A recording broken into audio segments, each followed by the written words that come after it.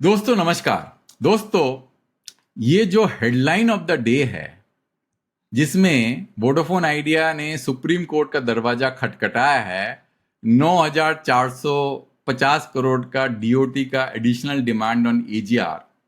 जो डीओटी ने additional demand Vodafone idea के ऊपर में लेवी किया है उसको क्वाश करने के लिए ये काफी लोगों को बहुत शॉकिंग लगा होगा, जो कि वोडाफोन आइडिया के कंपनी से जुड़े हुए हैं, डायरेक्टली एक शेयर होल्डर हैं या कंसर्न है वोडाफोन आइडिया को लेके। उनको लगा होगा कि भाई डीओटी तो वो जो वोडाफोन आइडिया को बचाने की कोशिश कर रहा है, ये उन्होंने एडिशनल डिमांड 9,450 करोड़ का क्यों ठोक दिया। दोस्तों, इस पूरे गुत्थी को सुलझाने की कोशिश करेंगे इस वीडियो में। और ये जो मैं आपको बताने वाला हूं, जिस फॉर्म में बताने वाला हूं, मैं आपको गारंटी देता हूं कोई दूसरा आदमी इस फॉर्म में आपको ये चीज नहीं समझाएगा, क्योंकि इसके लिए बहुत ज्यादा डेटा एनालिसिस करना पड़ता है। डॉक्यूमेंट्स को रेफर करके आपके सामने पूरा का पूरा फैक्ट और केस को जो है प्रेजेंट करना पड़ेगा मेरे को काफी मेहनत करनी पड़ी है दोस्तों। तो पूरा वीडियो अंत तक देखिए। तो इस वीडियो में हम जो है कुछ क्वेश्चंस के जवाब को तलाशने की कोशिश करेंगे। पहला ये क्वेश्चन ये होगा, ये 9,450 करोड़ का जो डिमांड है, क्या कॉमन आदमी को इसके बारे में जरा भी भनक नहीं थी? क्या ये अचानक आसमान से टपका? तो पहला क्वेश्चन हम इसका जवाब देंगे। दूसरा क्वेश्चन का जवाब ये ढूंढने की कोशिश करेंगे कि 9,450 करोड़ का जो डिमांड डीओटी ने लेवी किया है, क्या वो एम्पावर्ड है एडिशनल लेवी करने के प्रति? 9,450 करोड़ का जो डिमांड है सुप्रीम कोर्ट का जजमेंट को वायलेट तो नहीं कर रहा है? तो पूरा सुप्रीम कोर्ट का जजमेंट को खंगालेंगे और उसको एनालाइज करेंगे और देखेंगे उसके अंदर क्या कैविएट्स है और कितना जो है एम्पावर्ड है डीओटी इस पूरा अमाउंट को लेवी करने के ऊपर। तीसरा क्वेश्चन जो है हम ये जवाब तलाशने की कोशिश करेंगे कि क्या इसका इम्पैक्ट भारती में भी हुआ है? क्या हमको इसके बारे में पता था कि भारती को भी जो है इस डिमांड का, इसके इक्विवेलेंट डिमांड का जो है सामना करना पड़ेगा? तो इस तरह के क्वेश्चंस का हम एनालिसिस करेंगे।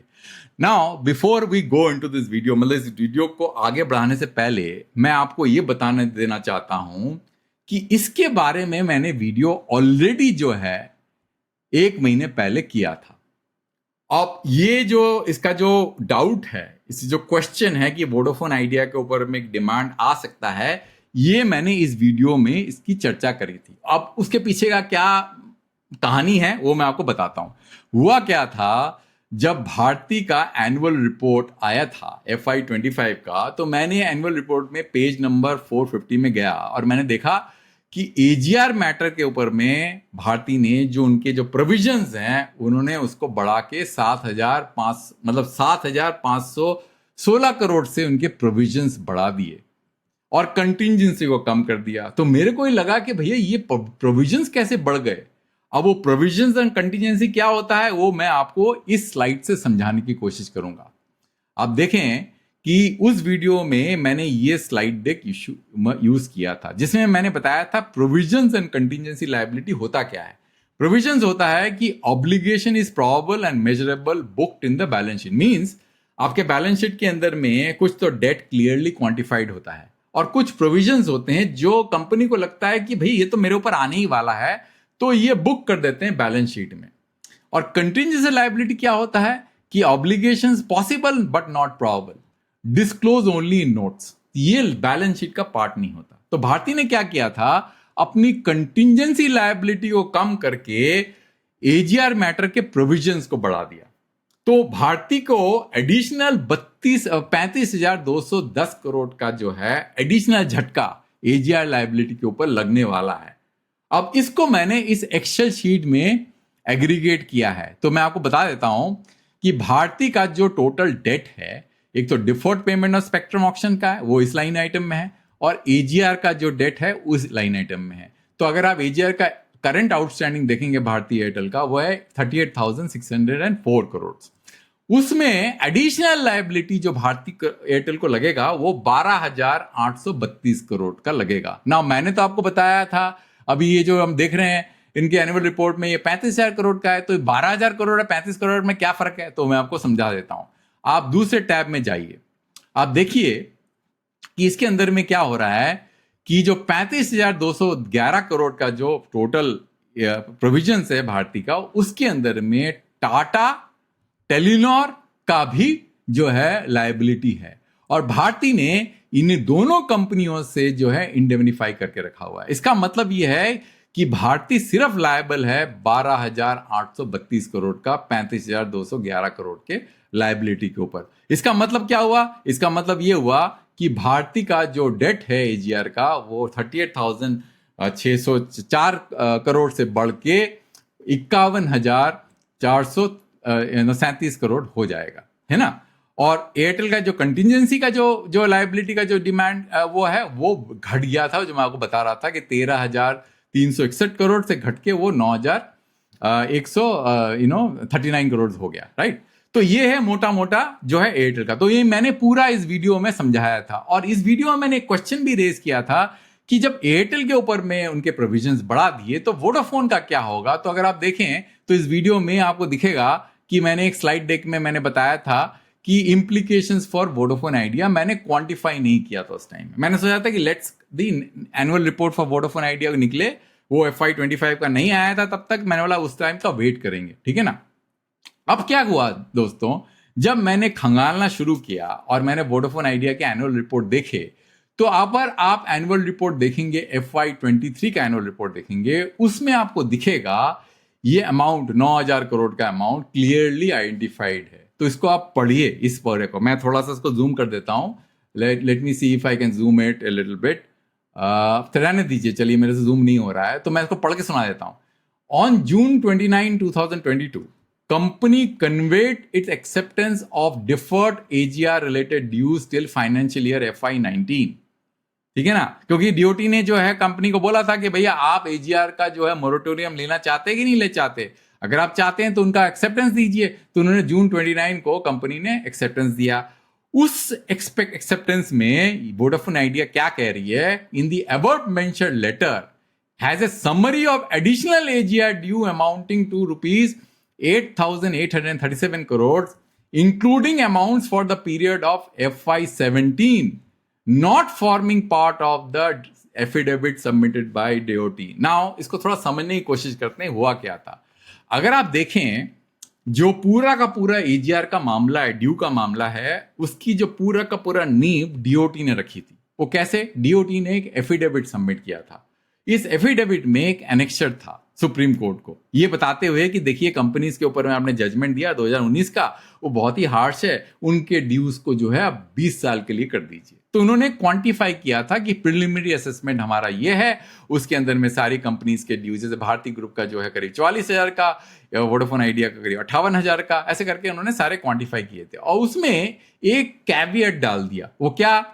All dues are subject to further revision due to departmental assessment, CAG audit, special audit, court cases। और ये जो ड्यू था वो 2016-17 का था, ये बहुत ही इंपॉर्टेंट है, उसके बाद का ड्यू नहीं था, ठीक है ना। और कैविएट, सुप्रीम कोर्ट ने अपनी जजमेंट, जो कि सितंबर का जो जजमेंट है सुप्रीम कोर्ट का, 1 सितंबर 2020 के जजमेंट में, अगर आप जाएंगे इसके अंदर में प्रिलिमिनरी असेसमेंट का पूरा टेबल उन्होंने वैसे का वैसे ही चिपका दिया। देखिए, amount recoverable for major TSP as per preliminary assessment, उसमें उन्होंने क्या किया, वही डीओटी के जो कैविएट्स नोट्स में दिखा दिया। Total demand inclusive principal, interest, penalty वगैरह, total demand have been calculated generally up to FY17 on these outstanding amounts, interest and penalties has been calculated for October 2019. All dues are subject to further revision due to departmental assessment, CAG audit, special audit, court cases etc. ठीक है, ये उन्होंने उसमें लिख दिया अपने judgement में। But जब आप नीचे जाएंगे, इसके अंदर में नीचे जाएंगे, तो आपको नीचे क्या दिखेगा, उनका जो समरी जजमेंट है जिसमें उन्होंने लिखा था, अगर आप देखें सुप्रीम कोर्ट का जो 2020 का जजमेंट है, उसमें लिखा है कि ये पूरा पढ़ के आपको सुनाता हूं, that for the demand raised by department of telecom in respect to AGR dues based on the judgment of this court, there shall not be any dispute raised by the telecom operators and there shall not be any reassessment। ठीक है ना। तो जब DOT supreme court क्या कह रही है, भैया टेलीकॉम ऑपरेटर्स आप जो है डीओटी के कैलकुलेशन को चैलेंज नहीं करेंगे। डीओटी जो कैलकुलेशन कर दिया है वो कैलकुलेशन जो है फाइनल है, रीअसेसमेंट नहीं होगा। बट इसमें ये सुप्रीम कोर्ट ने कभी नहीं कहा कि डीओटी एडिशनल डिमांड नहीं दे सकती, क्योंकि वो तो लिखा हुआ है इसके अंदर में कैविएट से, जो मैंने आपको बताया था प्रीलिमिनरी असेसमेंट में। अब उसको देखना पड़ेगा ना कि उसका मतलब क्या निकला। अगर ये कैविएट उन्होंने अपने जजमेंट के अंदर में क्लियरली लिखा हुआ है, अगर ये नोट को पढ़ेंगे तो सुप्रीम कोर्ट क्या बोल रही है, वो बोल रही है भैया टेलीकॉम ऑपरेटर्स आप तो कुछ नहीं बोलोगे, आप मुंह बंद रखो। डीओटी चाहे तो कितना भी डिमांड आपके ऊपर थोप दे, आप अपना मुंह बंद रखो। किस तरह का जजमेंट आपने कभी सुना है क्या कहीं पे सुप्रीम कोर्ट देगी कि भाई डीओटी तो कुछ भी लगा दे, जबकि उन्होंने क्लियरली लिखा है कि total demand have been calculated up to FY17 और उसमें क्लियरली लिखा है इंटरेस्ट एंड पेनल्टी वगैरह वगैरह। बट ये जो है अमाउंट जो अभी आपके सामने है, जो मैंने आपको बताया था, ये वाला जो अमाउंट है, ये अमाउंट में एक मेजर पोर्शन जो है और 2017 के पहले का है, जो 16-17 का पिछले साल, जो कि सुप्रीम कोर्ट ऑलरेडी सेटल कर चुका है, और कुछ पोर्शन जो है वो 2018-19 का है, before the DOT came out with the package for बेलिंग out in the industry. And उस टाइम उन्होंने एजीआर डिबेट का पूरा नींव को हिला के रख दिया, बोला कि हम तो non telecom portion of the revenue को के ऊपर ही जो है अपना टेलीकॉम पोर्शन के ऊपर ही अपना लाइसेंस भी चार्ज करेंगे। तो पूरा डिस्प्यूट जो चल रहा था 2000 शुरू से मतलब 2000 से जो डिस्प्यूट चल रहा था, उसको ही उन्होंने हिला के रख दिया। बट पहले के जो डिस्प्यूट थे जो सुप्रीम कोर्ट में डिसाइड हो गए, उसके अंदर में एक मेजर पोर्शन जो है पहले सेटलमेंट हो गया, वो भी वो चार्ज कर रहे हैं। तो मोटा मोटा ये समझने की जरूरत है कि क्या सुप्रीम कोर्ट का जो जजमेंट है वो अनफेयर है, वो कितना अनफेयर है। क्योंकि ये तो कभी पॉसिबल नहीं हो सकता कि डीओटी अपनी तरफ से एजीआर डिमांड बढ़ाते रहे। हो सकता है डीओटी और एजीआर डिमांड लेके आ जाए, हो सकता है 4 साल बाद और एजीआर डिमांड ले, कहां लिखा हुआ है कि is there is a sunset date. तो इस तरह से कब तक डिमांड आता रहेगा। हो सकता है भाई कोई डीओटी ऑफिशियल बोले अरे मैंने तो ये भूल गया, ये भी तो डालो, और भी डिमांड आ जाए फिल्म। तो ये सुप्रीम कोर्ट का जजमेंट, सुप्रीम कोर्ट को देखना चाहिए कि ये जो जजमेंट है सुप्रीम कोर्ट का, जो लास्ट पेज में जो है इन्होंने लिखा है कि पूरा का पूरा जो एजीआर डिमांड में कोई रीअसेसमेंट का पॉसिबल नहीं है। और जब ऑपरेटर्स गई सुप्रीम कोर्ट में कि भाई कम से कम कैलकुलेशन मिस्टेक तो सुधारने के लिए दे दो, तो उन्होंने कहा कि नहीं, ये जजमेंट फाइनल है, there shall not be any reassessment. तो डीओटी को कैसे अलाउ कर रहे हैं वो कि कंटिन्यूअसली रीअसेस करने के लिए डिमांड, है कि नहीं। तो ये एक वाजिब मुद्दा है जो कि सबको जो है इसके ऊपर में ध्यान देना चाहिए कि किस तरह का जजमेंट है ये सुप्रीम कोर्ट का।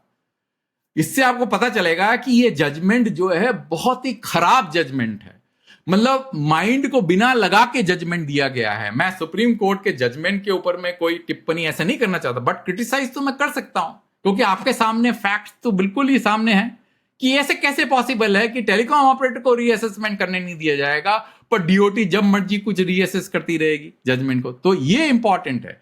तो अगर आप देखें, मैंने एक्सेल शीट में क्लियरली लिखा था, अगर आप देखें कि कंटिंजेंसी लायबिलिटी जो वोडाफोन आइडिया अपने सारे एनुअल रिपोर्ट में क्लियरली मेंशन्ड है, FY21 से लेकर FY20, आप देखेंगे कि सारा डिमांड जो डीओटी का डिमांड है, इसमें बहुत सारे आइटम्स हैं, पर एजीआर आइटम नंबर 3 जो मैंने लिस्ट आउट किया है, इसका अमाउंट जो है FY23 के एनुअल रिपोर्ट में भी है, FY24 के एनुअल रिपोर्ट में, FY25 में नहीं है ये अमाउंट। पता नहीं क्यों नहीं है, कि वो तो मैंने ऐसी एक्सटेंड कर दिया। तो ये उनके लेटर में था, एक्सेप्टेंस में था वोडाफोन आइडिया, जो डीओटी ने कंटिन्यूअसली उनके ऊपर में डिमांड थोपती जा रही थी। तो उन्होंने क्लियरली अपने सारे के सारे, अगर आप देखें FY24 का जो एनुअल रिपोर्ट है उसमें भी उन्होंने ये मेंशन किया है। और आप जाएं तो कंटिंजेंसी मैं आपको दिखाता हूं कि FY24 का जो वो है, page number 30, page number go to page number 307, तो उसमें आपको दिखेगा note 44 contingency liability not provide for, इसके अंदर में अदर लाइसेंसिंग डिस्प्यूट, और इसमें लिखा है additional demand towards AGR for which company has written to DOT requesting correction of certain computation errors admissible pass through not considered based on the principle laid down in the AGR judgment refer to note 3। Similarly अगर आप जाएंगे जो latest उनका annual report है उसमें भी जो है, अगर आप जाएंगे गो टू पेज नंबर 303, इसमें भी आपको दिखेगा, सेम आपको दिखेगा note 45 contingency liability provided for, इसमें एक लाइसेंसिंग डिस्प्यूट है और अदर लाइसेंसिंग डिस्प्यूट है, जिसके अंदर में सेम पॉइंट है, additional AGR demand towards FY 18-19 mainly including amounts till the period of till FY 17, mainly means maximum provision जो कि ऑलरेडी सेटल हो चुका है FY 17 में, not forming part of the DOT affidavit submitted to Supreme Court which are subject to correction, revision on account of disposal representation by the outcome of the litigation as finally determined by 31st December 2025 में, and refer to note 3. इसमें इस note 3 में अगर आप जाएंगे, go to page number 263 तो आपको दिखेगा कि इसके अंदर में ये अमाउंट मेंशन नहीं है, जो पहले वाला जो अमाउंट था वो मेंशन नहीं है इसके अंदर में। इसके अंदर में सिर्फ ये लिखा हुआ है कि मार्च 2025 में उनका जजमेंट का एजीआर ड्यू कितना बनता है, और वो बढ़ के जो है मैंने आपको बताया 82,000 करोड़ हो गया है, तो इसमें अंदर में जो है वो मेंशन नहीं है। तो मोटा मोटा दोस्तों ये है पूरी कहानी इसका। तो आप मुझे बताइए दोस्तों, जो मैंने आपको क्वेश्चन रेज किया था स्टार्टिंग ऑफ दिस वीडियो में, कि जब मैंने ये वीडियो रिकॉर्ड किया था पहले, तो इसमें ऑलरेडी मैंने आपको बता दिया था कि वोडाफोन आइडिया गोर में एजीआर का एडिशनल ड्यू आ सकता है, और इस वीडियो में मैंने कुछ क्वेश्चंस रेज किए थे जो समराइज करे। तो पहला तो है कि हमको पता था ये बात कि 9,000 करोड़ का एजीआर ड्यूज आएगा। हाँ, हमको मालूम था क्योंकि FY 23 का जो एनुअल स्टेटमेंट है उसमें ये अमाउंट लिखा हुआ है, FY 24 का जो एनुअल स्टेटमेंट है, नॉट FY 23 का एनुअल स्टेटमेंट एंड FY 24 के एनुअल स्टेटमेंट में दोनों में ये अमाउंट लिखा हुआ था, जो आपको मैं दिखा चुका हूं। और FY 25 में मेंशन था कंटिजेंसी में, पर अमाउंट लिखा नहीं था। और दूसरा ये है कि क्या, जो हमने इस क्वेश्चन में जवाब दिया था कि क्वेश्चन का पूछा था कि क्या जो है, जो मैंने शुरू की थी वीडियो के शुरू में, कि जो 9,000 करोड़ का जो 9,450 करोड़ का जो एजीआर का जो DOT का डिमांड है, क्या ये सुप्रीम कोर्ट के जजमेंट को वायलेट करता है? तो आपको मैंने फैक्ट्स बता दिए कि सुप्रीम कोर्ट का जजमेंट जो है उस कैविएट को इंक्लूड कर रहा था DOT का, जो DOT ने अपने जो प्रिलिमिनरी असेसमेंट है, अगर आप देखें एनेक्सर A5, उसके अंदर में ये कैविएट डाला हुआ था कि all dues are subject to further revision. तीसरा क्वेश्चन ये था कि सुप्रीम कोर्ट का जजमेंट जो कह रहा है कि there shall not be any reassessment, वो DOT को तो रीअसेसमेंट के लिए अलाउ कर रही है और वोडाफोन आइडिया को नहीं कर रही है। तो क्या ये जजमेंट फेयर है ऑपरेटर के लिए? और इनके मद्देनजर रखते हुए जो वोडाफोन आइडिया ने पिटीशन फाइल किया हुआ है, वो मुझे जहां तक मेरे को लगता है कि वो सही किया है। अब ये देखना पड़ेगा कि ये बहुत ही इंटरेस्टिंग मुद्दा हो गया है दोस्तों।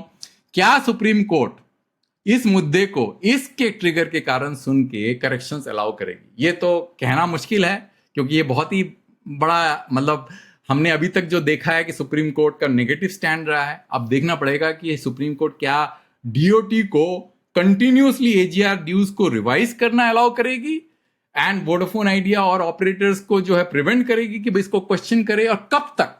हो सकता है कि 4 साल बाद कुछ और एडिशनल ड्यूज आ जाए। तो ये कोई फेयरिटी है क्या? ये कोई फेयरनेस है क्या? तो ये इसका जवाब देना पड़ेगा, हमारे जो उच्चतम न्यायालय को इसका जवाब देना पड़ेगा। तो मुझे लगता है कि शायद इसके कारण कुछ ना कुछ रेजोल्यूशन आ सकता है। ये कहना मुश्किल है, मैं स्पेकुलेट कर रहा हूं, पर पूरी तरह से मैं श्योर नहीं हूं, पर ऐसा लगता है फैक्ट्स को देख के। तो दोस्तों बहुत बहुत धन्यवाद ये पूरा सुनने के लिए, और पूरा का पूरा जो है वीडियो को अंत तक देखने के लिए। और मैं एक नया वीडियो दूसरे टॉपिक में जल्दी लेके आऊंगा।